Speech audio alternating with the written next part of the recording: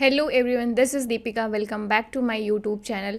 Political science में आज हम समझने की कोशिश करेंगे कि जो इंडियन कॉन्स्टिट्यूशन है, this is federal in nature but the soul is unitary, right. ये एक क्वेश्चन आपसे पूछा जाता होगा, आप प्रीवियस ईयर्स के क्वेश्चन उठाकर जैसे देख सकते हो यहाँ पर कि इस टॉपिक से किस तरीके से क्वेश्चंस पूछे गए हैं।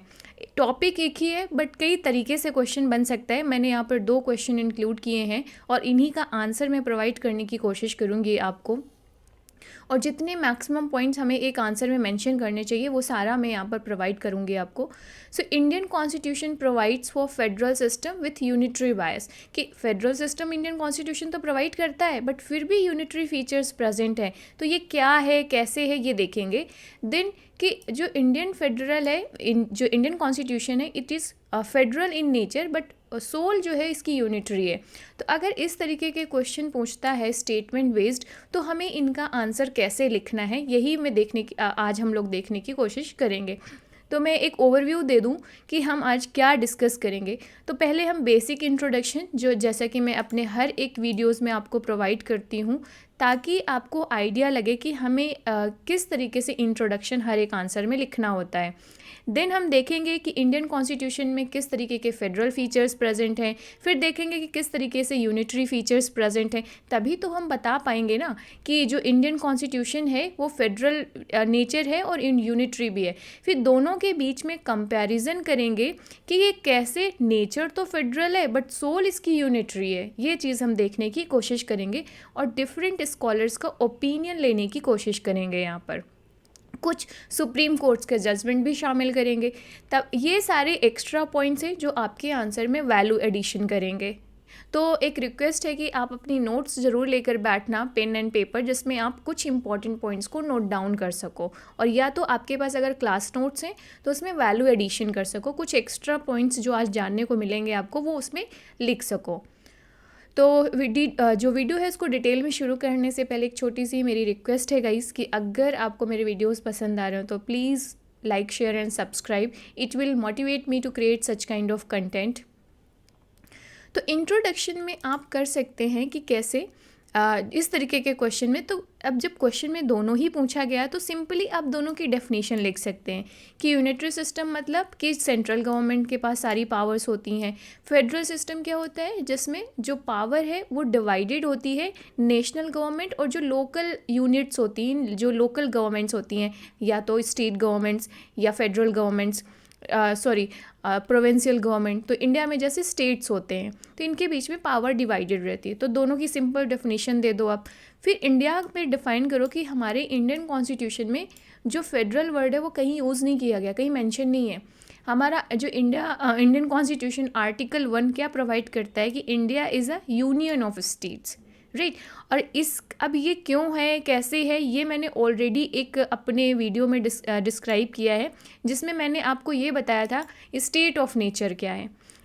सो यूनियन ऑफ स्टेट कैसे है, क्यों अडॉप्ट किया गया, या फेडरेशन वर्ड है वो क्यों नहीं यूज़ किया गया, ये सारा मैंने अपने एक वीडियो जो मैंने बनाया है नेचर ऑफ इंडियन फेडरलिज्म, उसमें मैंने डिटेल में बताया है, राइट, कि कैसे इंडियन जो फेडरेशन है वो indestructible union of destructible units है। कंप्लीट मैंने एक्सप्लेनेशन दिया है। अगर आपने नहीं देखा है तो आप ऊपर आई बटन पे मैं लिंक दे दूँगी, नीचे डिस्क्रिप्शन में भी मैं लिंक दे दूँगी, वहाँ से जाकर आप देख सकते हो। आपको बहुत हेल्पफुल होने वाला है वो वीडियो सच में। तो इसको देखने के पहले वो ज़रूर वीडियो देखना, ताकि अभी आपको बेटर अंडरस्टैंडिंग हो ये इस क्वेश्चन की, राइट। तो उस वीडियो को ज़रूर देखना आप लोग। देन अभी हमारा ये बेसिक इंट्रोडक्शन हो गया, आपको आइडिया लग गया। अब भाई क्वेश्चन जो पूछा है कि ये तो इसमें हमें क्या फेडरल फीचर्स हैं, क्या यूनिटरी फीचर्स हैं, ये दोनों लिखने की ज़रूरत है यहाँ पर। तो फेडरल फीचर्स क्या हैं इंडियन कॉन्स्टिट्यूशन के, तो पहला डुअल गवर्नमेंट, वही कि जो पावर डिवाइडेड होती है सेंट्रल गवर्नमेंट और रीजनल यूनिट्स के बीच में, जो स्टेट्स होते हैं। तो डुअल गवर्नमेंट इंडिया में भी प्रेजेंट है, और आप इसको एक्सप्लेन करोगे फर्दर कैसे कि डुअल गवर्नमेंट में 2 तरीके की गवर्नमेंट होगी, सेंट्रल गवर्नमेंट जो हमारी यूनियन गवर्नमेंट के नाम से भी जानते हैं, और state governments, right. Then written constitution written है इंडिया में, और उस रिटन कॉन्स्टिट्यूशन में डिटेल प्रोविज़न दिया गया है कि स्टेट्स की पावर, ऑटोनॉमी या सिस्टम कैसे काम करेगा, यूनियन गवर्नमेंट की क्या पावर रहेगी। सब्जेक्ट का डिवीज़न हमारे 7th शेड्यूल में दिया गया है। तो ये सब कॉन्स्टिट्यूशन में मेंशन है। इसके बाद से डिवीज़न ऑफ पावर्स, वही जो 7th शेड्यूल बात करता है union list, state list, concurrent list. तो जो जो सब्जेक्ट हैं जिस पर लॉ बना सकते हैं स्टेट्स एंड यूनियन, वो वहाँ पर प्रॉपर उसके प्रोविजंस दिए गए हैं। Then supremacy of the constitution, तो कॉन्स्टिट्यूशन की सुपरमेसी है यहाँ पर आप देखेंगे, ऐसा नहीं है कि सेंटर की सुपरमेसी है। तो ये फेडरल फीचर्स हैं जो इंडियन सिस्टम में भी प्रेजेंट है और इंडियन कॉन्स्टिट्यूशन इनके लिए प्रोविज़न देता है। देन कॉन्स्टिट्यूशन सुप्रीम लॉ है, ऐसा नहीं है कि पार्लियामेंट सुप्रीम है। तो फेडरल सिस्टम क्यों है? क्योंकि कॉन्स्टिट्यूशन सुप्रीम है। तो कॉन्स्टिट्यूशन में जो प्रोविज़न है वो उसके आधार पर ही सेंटर फंक्शन करेगा, राइट। इसके बाद से जो लॉ बनाए जाएंगे सेंटर स्टेट के द्वारा, मोस्ट ऑफ देम जो उनके लॉज हैं वो किसके प्रोविजंस पे डिपेंड करेंगे? जो कॉन्स्टिट्यूशन में प्रोवाइड किए गए हैं। Getting it? Then rigid constitution, constitution को चेंज करना, अमेंड करना थोड़ा टफ है, इसे कहते हैं रिजिड कॉन्स्टिट्यूशन।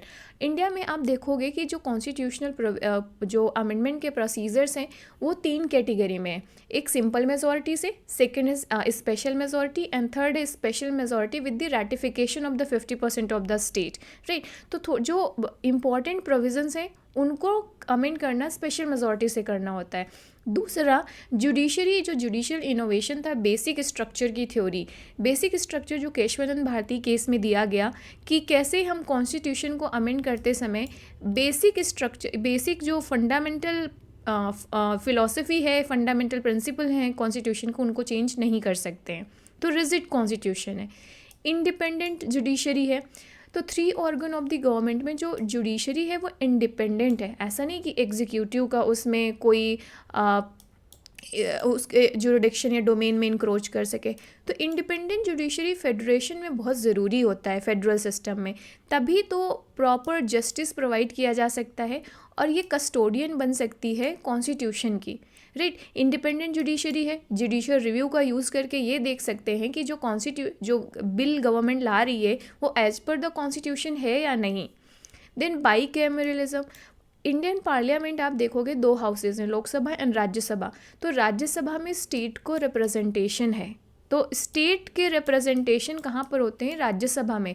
तो यूनियन लेवल पे या सेंट्रल लेवल पर भी स्टेट का रिप्रेजेंटेशन हो जाता है। तो ये कुछ इंपॉर्टेंट फेडरल फीचर्स हैं जो इंडियन कॉन्स्टिट्यूशन प्रोवाइड करता है। Then what are the non federal features, जिन्हें हम यूनिटरी फीचर्स कहते हैं। तभी हम बता पाएंगे ना कि कैसे इंडियन कॉन्स्टिट्यूशन, नेचर तो फेडरल है बट सोल जो है वो यूनिटरी है। तो what are these non federal features which are present in Indian constitution? सबसे पहले स्ट्रॉन्ग सेंटर। अब स्ट्रॉन्ग सेंटर को एक्सप्लेन आप कई तरीके से कर सकते हो। सबसे पहले इमरजेंसी प्रोविजंस जैसे हैं तो सेंटर स्ट्रॉन्ग हो जाता है। सेंटर के पास जो सब्जेक्ट लिस्ट का डिवीज़न है उसमें ज़्यादा डोमिनेंस है, स्ट्रॉन्ग सेंटर बन जाता है। आप देखोगे कि जो कंकरेंट लिस्ट है उसमें भी डोमिनेंस किसकी है? सेंटर की है। देन रेसिड्यूरी पावर्स जो हैं वो भी सेंटर को मिली हुई हैं, राइट। तो इस तरीके से आप देखो, इवन जैसे फाइनेंस पे है उसमें भी ज़्यादातर कंट्रोल सेंटर के पास है। भी सेंटर डिवाइड करता है ना रेवेन्यू पूल को कि स्टेट को कितना % देना है फाइनेंस कमीशन की रिकमेंडेशन के हिसाब से। तो स्ट्रॉन्ग सेंटर है। इसके बाद प्रेसिडेंट रूल लगा सकता है और भी बहुत सारे। अब स्ट्रॉन्ग सेंटर के बहुत सारे डायमेंशन है, यहाँ पर भी आपको देखने को मिलेंगे। देन सेंट्रल जो गवर्नमेंट है कंट्रोल करती है over the state territory. Territory का मतलब ये है कि जो स्टेट टेरिटरी है उसका ऑल्ट्रेशन करने की पावर किसको दी गई है? पार्लियामेंट को दी गई है। आर्टिकल 3 एंड आर्टिकल 2 बात करते हैं कि किस तरीके से टेरिटरीज़ में चेंज किए जा सकते हैं, राइट। तो जो पार्लियामेंट है अगर वो चाहे तो स्टेट का नाम बदल सकती है, ऑल्टर कर सकती है। ये ऑटोनॉमी या ये पावर स्टेट को नहीं दी गई है। Getting it? तो कंट्रोल किसका हो गया? सेंटर का। जैसे आंध्र प्रदेश से अलग करके तेलंगाना बनाया गया। ये सारे एग्जाम्पल्स आप एग्ज़ाम में मेंशन करोगे। उत्तर प्रदेश से आप देखेंगे कि उत्तराखंड बनाया गया।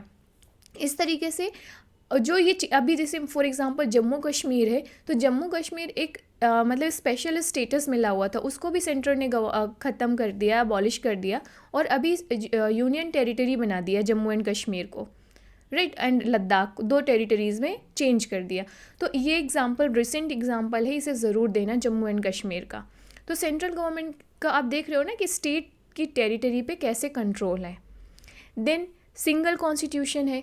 अब आप देखोगे कि फेडरेशन में जनरली क्या होता है, जो यूनियन गवर्नमेंट है उसका अपना कॉन्स्टिट्यूशन होता है और जो फेडरल यूनिट्स हैं उनका अपना कॉन्स्टिट्यूशन होता है, जैसे यूएस में।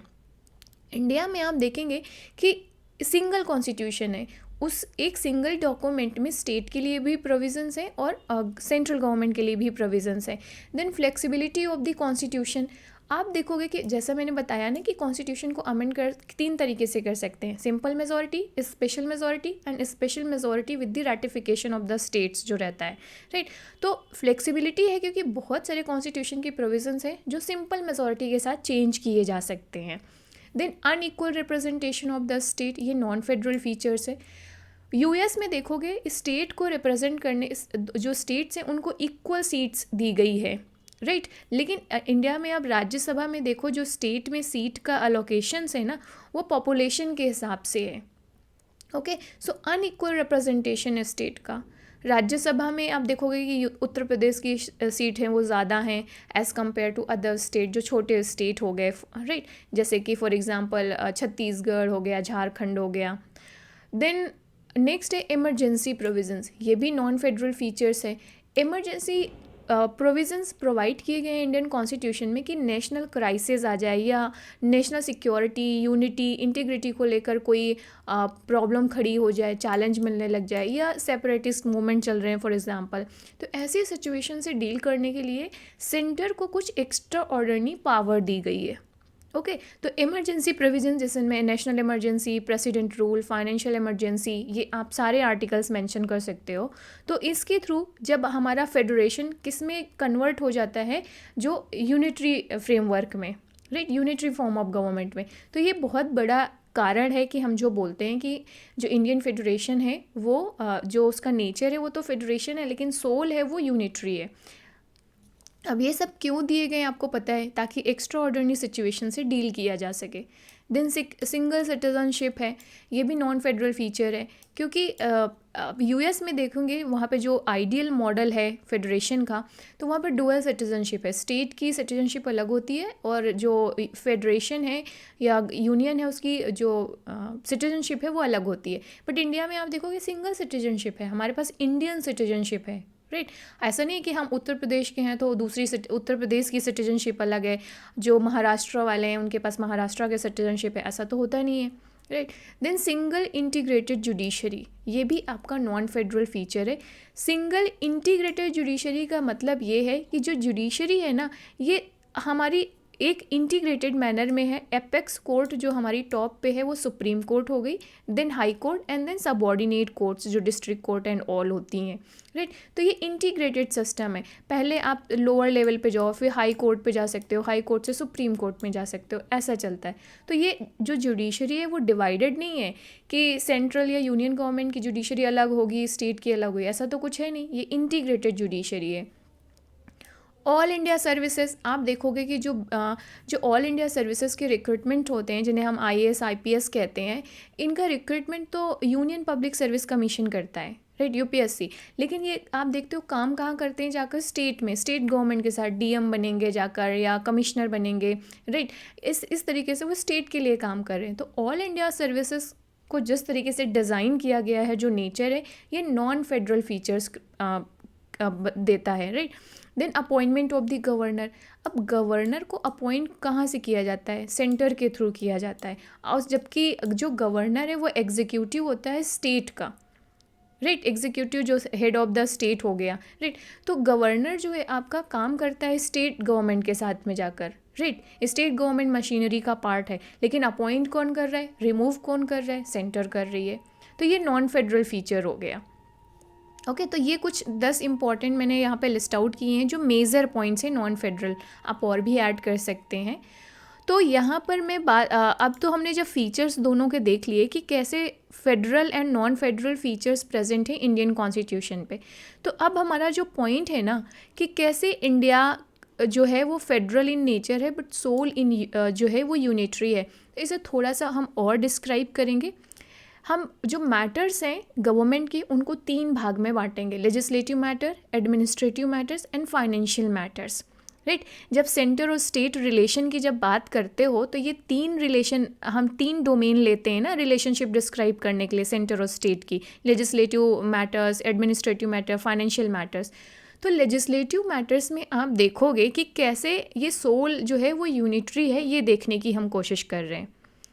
तो यूनियन जो गवर्नमेंट है, जो सेंट्रल गवर्नमेंट है, उसके पास अब जो कंट्रोल यूनियन लिस्ट पे तो एक्सक्लूसिव कंट्रोल है और रेसिड्यूरी पावर पे, बट कंकरेंट लिस्ट जिसमें स्टेट एंड यूनियन गवर्नमेंट दोनों लॉ बना सकते हैं, उसमें भी डोमिनेंस किसकी है?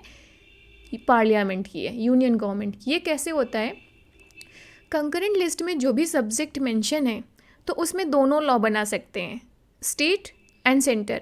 लेकिन अगर दोनों के लॉ में कॉन्ट्रडिक्शंस आते हैं, कॉन्फ्लिक्ट होते हैं, तो किसका लॉ डोमिनेट करेगा? पार्लियामेंट का या सेंटर का, राइट। तो लेजिस्लेटिव मैटर्स में आप देखोगे कि कहीं ना कहीं कंट्रोल किसके पास चला जाता है? घूम फिर के यूनियन के पास। देन एडमिनिस्ट्रेटिव मैटर्स, जो एडमिनिस्ट्रेशन की बात होती है, तो एडमिनिस्ट्रेशन के बात में के डोमेन में देखोगे तो स्टेट गवर्नमेंट्स हैं वो किसके सुपरविज़न एंड कंट्रोल में काम करती हैं? सेंट्रल गवर्नमेंट में। तो एडमिनिस्ट्रेटिव मैटर्स पे बहुत सारे डायरेक्शंस दिए जाते हैं सेंट्रल गवर्नमेंट के द्वारा स्टेट को। और दूसरा हमने ऑल इंडिया सर्विसेज देखा कि जो एजेंसी होती है यूनियन की, सेंटर की, और काम करती है वो स्टेट के लिए। तो जो हमारी जो स्टेट है उनको जो पार्लियामेंट लॉ बनाएगी उनके साथ कंप्लाई करना पड़ता है, उनके साथ हार्मनी इस्टेब्लिश करके काम करना पड़ता है। ओके, इस तरीके से अगर स्टेट इस बार इसमें फेल हो जाती है, मतलब अगर सेंट्रल का जो सुपरविज़न एंड कंट्रोल के साथ मैचअप करने पे फेल हो जाती है, तो क्या करता है जो हमारा यूनियन गवर्नमेंट है वो क्या करेगी? प्रेसिडेंट रूल लगा देगी अंडर आर्टिकल 356। बहुत कॉमन है ये, आपने देखा होगा कि बहुत सारे स्टेट में जब भी स्टेट मशीनरी फेल होती है या जो स्टेट है वो as per the central direction काम नहीं करती है, तो क्या होता है? वहाँ पे प्रेसिडेंट रूल लग जाता है। And this is the simplest way to capture the power of a state. तो यहाँ पे कैसे जो हमारा फेडरल सिस्टम है वो यूनिटरी सिस्टम में कन्वर्ट हो जाता है। देन फाइनेंशियल मैटर्स पे बात करें तो जो डिस्ट्रीब्यूशन है रेवेन्यू का, ये सब किसके हाथ में होती है पावर? जो हमारा जो यूनियन गवर्नमेंट है उसके हाथ में। और यूनियन गवर्नमेंट फाइनेंस कमीशन की हेल्प से इस जो रेवेन्यू है उसका डिस्ट्रीब्यूशन करती है। नेक्स्ट आप देखोगे जो लोन या जो ग्रांट इन एड है, ये ग्रेट नहीं है, सॉरी गाइस, ये मिसप्रिंट हो गया है यहाँ पर, राइट, टाइपिंग एरर है, तो ये ग्रांट है। Okay, so grant in aid जो मतलब हेल्प, फाइनेंशियल हेल्प होती है यूनियन गवर्नमेंट जो स्टेट गवर्नमेंट को प्रोवाइड करती है, तो उस पर भी डिसीजन किसका होता है? सेंटर का होता है। नेक्स्ट जो हमारा CAG होता है ना, जो ऑडिट एंड ऑल करता है, वो भी सेंट्रल एजेंसी हो गई, बट वो स्टेट के लिए भी काम करती है, स्टेट के लिए भी रिपोर्ट तैयार करती है। तो इस तरीके से अब फिर फाइनेंशियल इमरजेंसी, तो सेंट्रल फिर से वहाँ पे कंट्रोल ले सकता है स्टेट फाइनेंसेस में। गवर्नर कई बार बिल को रिजर्व कर लेता है प्रेसिडेंट के रिकमेंडेशन के लिए, राइट। तो इस तरीके से आप देखोगे कि किस तरीके से हमारा इंडिया का फेडरल नेचर, जो फेडरेशन है वो फेडरल इन नेचर है Indian constitution, and soul in इस जो है वो यूनिटरी है। आपको सुप्रीम कोर्ट के इम्पॉर्टेंट डिसीजंस ले सकते हो। देखो सिंपल आंसर तो ये हो गया कि इतने पॉइंट्स आपने लिख लिए। अब एक्स्ट्रा आता है वैल्यू एडिशन की बारी, कि आप एक्स्ट्रा पॉइंट्स क्या डाल रहे हो जिससे कि जो कॉपी आपकी इवैल्यूएट कर रहा हो वो आपको एक्स्ट्रा मार्क्स दे, और इस एक्स्ट्रा मार्क्स से ही हम टॉपर बनते हैं, राइट। इस चीज़ को सीरियसली आप बहुत ध्यान से सुनना कि आपको हमेशा आंसर लिखते समय एग्ज़ाम में ये ध्यान रखना है कि बेसिक पॉइंट के साथ साथ मैं एक्स्ट्रा पॉइंट क्या ऐड करूं जिससे कि मेरे आंसर की वैल्यू एडिशन हो और मुझे एक्स्ट्रा मार्क्स मिल सके। ये आपका टेम्परामेंट होना चाहिए। हर एक टॉपर का ये टेम्परामेंट होता है कि मैं यूनिक क्या करूं, एक्स्ट्रा पॉइंट क्या करूं, वैल्यू एडिशन क्या करूं, राइट। तो ये टॉपर का जो टेम्परामेंट है वो आपको अपने अंदर डेवलप करना होगा, राइट। कोई रॉकेट साइंस नहीं है, बहुत आसान है, बस हैबिट की बात है। एक बार अगर आप सोच लोगे और हैबिट बना लोगे अपनी तो हो जाएगा। Getting it? इतना मुश्किल नहीं है। टॉपर्स कोई और दुनिया से तो नहीं आते ना, इसी दुनिया के ही होते हैं हमारे आप जैसे लोग ही। बस यही होता है कि उनका थोड़ा सा काम करने का और जो होता है ना थोड़ा सा स्टाइल अलग होता है, बस वही आपको अपने अंदर डेवलप कर लेना है, आप भी टॉपर बन जाएंगे। तो सुप्रीम कोर्ट के जैसे डिसीज़न है SR बोमई केस जो 1994 का, इसमें बोला गया कि जो फेडरलिज्म है ना, this is the basic structure, this is the part of basic structure, जो केशवानंद भारती केस में जुडिशियल इनोवेशन हुआ था, राइट, कि बेसिक स्ट्रक्चर के जितने भी फेडरलिज्म के जितने भी प्रोविजंस हैं, पार्लियामेंट इन्हें अमेंड नहीं कर सकती, ऑल्टर नहीं कर सकती है। ओके तो जो स्टेट है इनका अपना इंडिपेंडेंट कॉन्स्टिट्यूशनल एग्जिस्टेंस है। States are not the agent of centre, they are not the subordinate of the centre, they have their independent autonomy, right. और वो भी अपने स्फेयर में, जो कॉन्स्टिट्यूशन ने जो डोमेन स्टेट को अलॉट की है, फॉर एग्जांपल 7th शेड्यूल के जो सब्जेक्ट स्टेट लिस्ट में मेंशन है, उन सब्जेक्ट पर कंप्लीट ऑटोनॉमी है स्टेट की। मतलब एक्सेप्शन में तो हो गए, जैसे कि प्रेसिडेंट रूल हो गया, इमरजेंसी हो गई, तब तो सेंटर पूरा ही कैप्चर कर लेता है, that a different story, but generally, right. Then एक कुलदीप नायर केस है जिसमें सुप्रीम कोर्ट ने ये जजमेंट दिया कि जो फेडरलिज्म है, this is the fundamental feature of the constitution, और ये यूनिक इन नेचर है। हम इसको अमेरिकन फेडरल के साथ मैचअप नहीं कर सकते, कंपेयर नहीं कर सकते, क्योंकि इंडिया की स्पेसिफिक नीड थी, और उन नीड्स को ध्यान में रख करके हमने मॉडिफिकेशन के साथ फेडरल सिस्टम अडॉप्ट किया है, और कुछ यूनिक फीचर्स भी अडॉप्ट किए हैं जिससे कि बैलेंस बिठाया जा सके। ओके इसके साथ साथ मैं आपसे ये भी कहूँगी कि कुछ ओपिनियंस ज़रूर मेंशन करना, जैसे केसी वियर कहते हैं कि ये Indian federation quasi federal in nature है। देन आइवर जेनिंग का कर लेना कि फेडरेशन जो इंडिया का है वो स्ट्रॉन्ग सेंट्रलाइजिंग टेंडेंसी है। देन आप अंबेडकर जी का स्टेटमेंट ले सकते हो कि हमने टाइट फेडरलिज्म अडॉप्ट करने की कोशिश की, जिससे कि इंडिया में हम इंटीग्रिटी और यूनिटी को मेंटेन कर सकें। इस तरीके से अब ये सारे पॉइंट्स मेंशन कर सकते हो, ये पॉइंट ऑफ व्यू, जिससे कि क्या हो आपके आंसर में वैल्यू एडिशन। तो देखो आपने यहाँ पे दो चीज़ें डिफरेंट की, बेसिक इन्फॉर्मेशन तो लिखी, federal features, non federal features, introduction, दो एक्स्ट्रा चीज़ें क्या, सुप्रीम कोर्ट के जजमेंट, जो शायद मतलब नॉर्मल स्टूडेंट नहीं लिखेगा, या डिफरेंट ओपिनियंस, 5-6 स्कॉलर्स के नाम और उनके स्टेटमेंट। तो ये दो एक्स्ट्रा चीज़ें होंगी, वैल्यू एडिशन हो गए, और आपके आंसर को ये डिफरेंट बनाएंगे। देन आप कंक्लूड कर सकते हो कि डी बसु में आप ये एक स्टेटमेंट मिलती है कि इंडियन कॉन्स्टिट्यूशन ना तो पूरी तरीके से फेडरल है और ना ही पूरी तरीके से यूनिटरी है, इन दो के बीच का कॉम्बिनेशन है, और ये कॉम्बिनेशन यूनिकनेस प्रोवाइड करता है इंडियन फेडरेशन को। और ये यूनिकनेस डेवलप की गई थी हमारे कॉन्स्टिट्यूशन के फाउंडिंग फादर्स जो हैं उनके द्वारा, ताकि जो रिक्वायरमेंट्स एंड सर्कमस्टेंसेस थी इंडिया की, राइट, उसको फुलफ़िल किया जा सके। Okay so Indian constitution no doubt fulfil some condition for federation, but it is basically there is a strong centre. Okay तो ये बहुत ज़रूरी है आपको करना।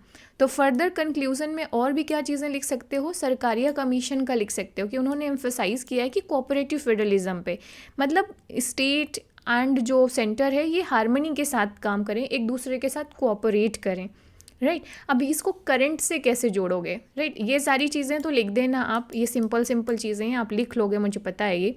अब जैसे कि हम एक नीति आयोग का डाल देना कि बूस्ट करने के लिए, कोऑपरेटिव फेडरलिज्म को बूस्ट करने के लिए लाया गया।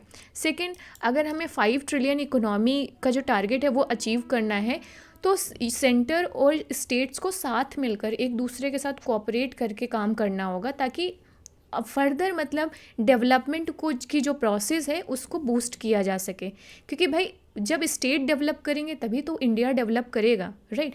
फिर आप एग्जांपल दे सकते हो, 5 ट्रिलियन का हो गया। देन सस्टेनेबल डेवलपमेंट गोल्स को अचीव करने के लिए, जिसमें बहुत सारे जो 17 गोल्स हैं हमारे ना, वो पॉवर्टी, एजुकेशन, हेल्थ, ये सब बहुत ज़रूरी है। देन कोविड-19 का एग्जांपल दे सकते हो कि स्टेट के बिना कोऑपरेशन के पॉसिबल नहीं था यूनियन गवर्नमेंट के लिए इस सिचुएशन को, क्राइसिस को मैनेज करना, राइट, ये एग्जांपल दे सकते हो आप।